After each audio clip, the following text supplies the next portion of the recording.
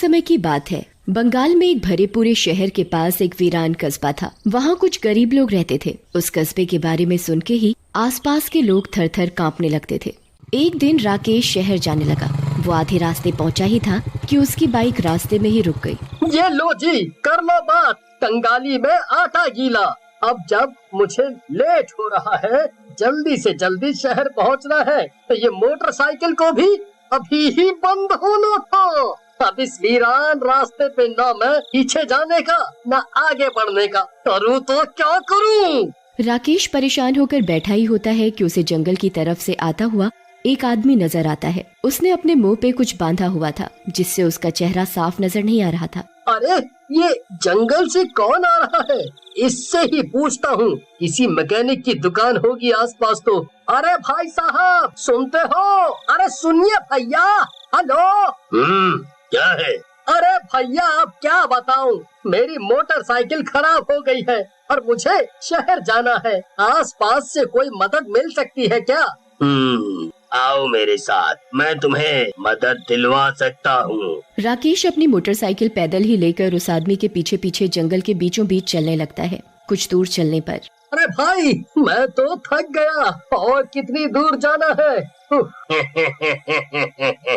इतने में ही पसीने छूट गए तुम्हारे। जिंदगी में क्या करोगे? बात बात में राकेश को एहसास होता है कि वो उस वीरान गांव में पहुंच चुका है, जहां का नाम सुनकर भी लोग कांपते हैं। अरे अरे भाई, ये तो मुझे कहाँ ले आए हो? तभी अचानक से एक भयानक आदमी, एक हाथ में खोपड़ी पकड़ी होती है और दूसरे हाथ में तलवार। उसके सामने से दांत टूटे होते हैं और बाकी दांत काले होते हैं। जोर जोर से हंसते हुए वो बहुत डरावना लग रहा होता है।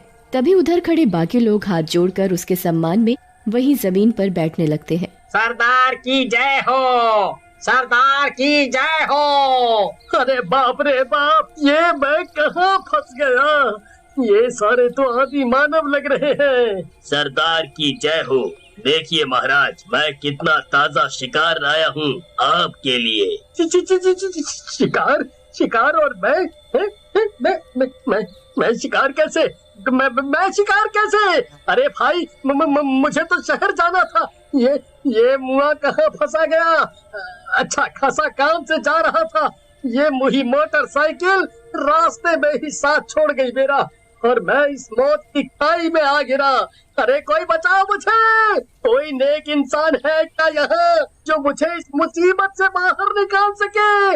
और भाई, तुम मेरी मदद करने आए थे? मदद कराने के लिए तो मुझे यहाँ लाए थे।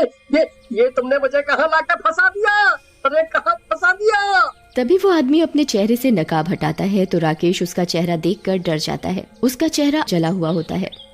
लोग सच ही कहते थे इस गांव के बारे में। सच में ये आदि मानवों का गांव है। फिर वो लोग राकेश को एक रस्सी से बांध के उसे सिंदूर से बने गोले में बैठा देते हैं। उसकी आंखों पर पट्टी बांध दी जाती है। कालिके, इस नादान के मुंह पे कपड़ा डाल दो, जिससे इसकी चीख भी यहीं दब जाए। फिर अपने काले जादू की प्रक्रिया शुरू करो।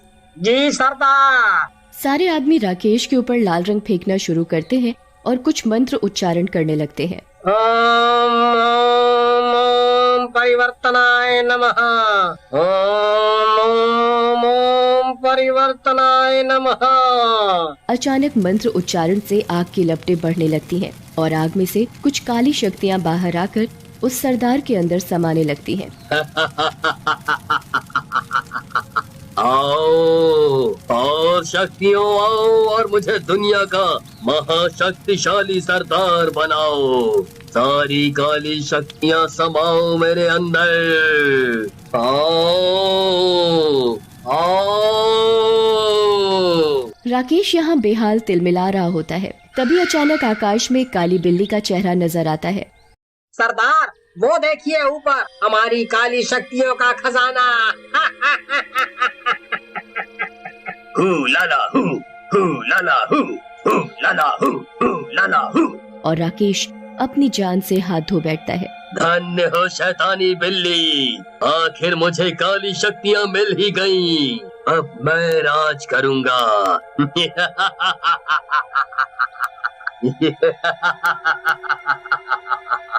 फिर सरदार अपने 2 चेलों के साथ राकेश के शरीर से खून निकालकर उस खोपड़ी में भरता है और काली बिल्ली के ऊपर छिड़कता है और अचानक से वो बिल्ली एक भूरी आंखों वाली लड़की में बदल जाती है। देखने में वो लड़की सुंदर, बड़ी बड़ी आंखें, लंबे बाल, बड़े बड़े नाखून थे उसके। बताइए हुजूर, क्या सेवा की जाए आप? तुम तो हुस्न की बला हो, तुम्हें देख के तो कोई भी पुरुष मोहित हो जाएगा और बड़ी आसानी से तुम्हारा शिकार बन जाएगा। अब तुम पास वाले शहर में चली जाओ और अपने शिकार बनाओ। जी हुजूर, कह के पास वाले शहर की तरफ चल पड़ती है। लड़की एक घर का दरवाजा खटखटाती है। हाँ जी बताइए। बहन जी, मैं इस शहर में नई आई हूँ, मुझे काम की तलाश है। कुछ काम हो तो दे दो, मेरे घर का राशन पानी आ सकेगा उससे। देखने में तो गरीब नहीं लगती तुम, नैन नक्श देख के तो भले घर की लगती हो। तभी सुनीता का पति मदन बाहर आ जाता है और उस लड़की को देखकर मोहित हो जाता है। अरे रे सुनीता, इतनी प्यारी लड़की है और काम करना उसकी मजबूरी है। वैसे भी तुम दिन भर काम कर करके थक जाती हो, रख लेते हैं इसे घर के काम के लिए। तुम्हें आराम भी हो जाएगा और इसकी मदद भी। आओ आओ, तुम अंदर आओ। आज जी धन्यवाद मालिक साहब। अरे नहीं, मुझे मदन जी ही कहा करो। हाँ ठीक है। अब आप जाइए, मैं काम समझा दूंगी इसे। मदन चुपचाप से उस लड़की को काम करते देखता रहता है और मन ही मन खुश होता रहता है। लड़की किचन में काम कर रही होती है। तभी मौका देखकर मदन भी वहीं उसके पीछे खड़ा हो जाता है। अरे नाम क्या है तुम्हारा? तुम तो बहुत सुंदर हो, तुम पर ये काम सूट नहीं करता। जी मेरा नाम गहना है। वाह, तुम्हारा तो नाम भी तुम्हारी ही तरह खूबसूरत है। अच्छा सुनो, मैं छत पे सोने जा रहा हूँ और मुझे सोने से पहले दूध चाहिए होता है। सुनीता आज आराम कर रही है, तो तुम 1 गिलास दूध और 1 गिलास में पानी ले आना ऊपर। कहकर मदन छत पर जाकर गहना का इंतजार करने लगता है। ऐसा कौन होगा इस धरती पर जो मेरी बला से बच सके? मोहित, तुझे तो होना ही था। इधर मदन छत पर आकर्षण से प्रभावित होकर बेचैन हुआ जा रहा था। अरे फुलझड़ी कब आओगी? अब मुझसे और इंतजार नहीं हो रहा, आ जाओ मेरी तमन्ना। गहना इधर मटकती मटकती छन छन करती हुई छत पर आती है और एक ट्रे में दूध और पानी लेकर। मदन जी ये लीजिए, और पीट करके दूसरी तरफ मुंह करके खड़ी हो जाती है। मदन गहना का हाथ पकड़ते हुए, अरे इधर आओ जाने मन, मुझे तो आजकल सपने भी तुम्हारे ही आने लगे हैं, अब और मत तड़पाओ मुझे।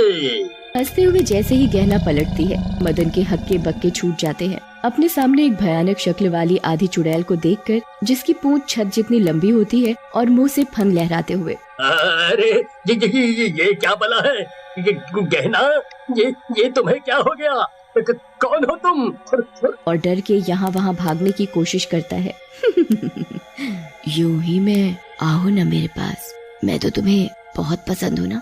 सपने में भी तुम मुझे ही पाने की कोशिश करते हो। अब देखो मैं तुम्हारे सामने खड़ी हूँ अपनी बाहों में लेने के लिए। गहना, मुझे माफ कर दो, मुझे जाने दो। मेरी बीवी नीचे कमरे में इंतजार कर रही होगी। जाने दो मुझे जाने दो। और उसे पूंछ में लपेट लेती है। मदन वही तड़पते तड़पते प्राण त्याग देता है। मजा आ गया, शिकार को अपनी आंखों के सामने तड़पता हुआ देख अलग ही मजा आता है। फिर वो वापस एक सुंदर लड़की में बदल जाती है और सुबह होने से पहले ही घर छोड़कर निकल जाती है।